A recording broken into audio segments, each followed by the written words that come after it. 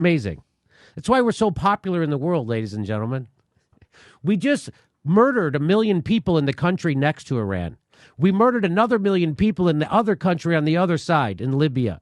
We just dropped 27,000 bombs in Syria to the country just to the north. We're still occupying Afghanistan.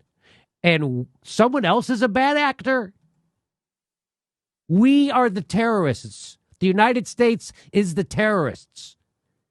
And you want to know how I know? Here's Wesley Clark. Here's a general to tell you what the real agenda is.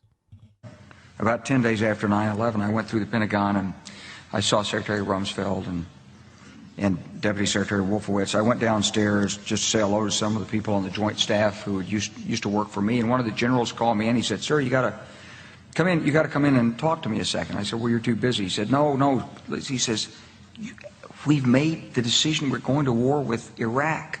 This was on or about the 20th of September. I said, "We're going to war with Iraq. Why?" He said, "I don't know." He said, "I guess they don't know what else to do."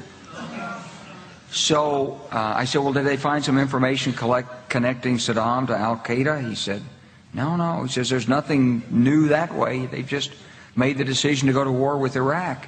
He said, "I guess it's like we don't know what to do about terrorists, but we've got a good military and we can take down governments." And he said, "I guess if the only tool you have is a hammer, every problem has to look like a nail."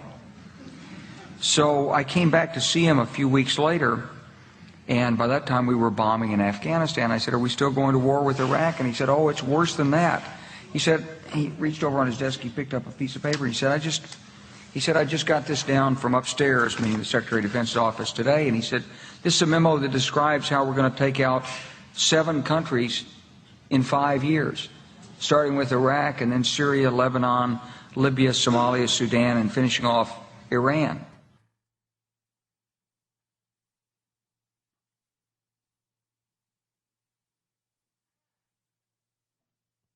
And now you know the rest of the story. Why did we invade Iraq? That's why. Why did we invade Libya? That's why. Why did we invade Syria? That's why. Why is our military in the Sudan, in Somalia? That's why. This is all about imperialism. That's why. It's all about oil, natural resources, and corporate profits.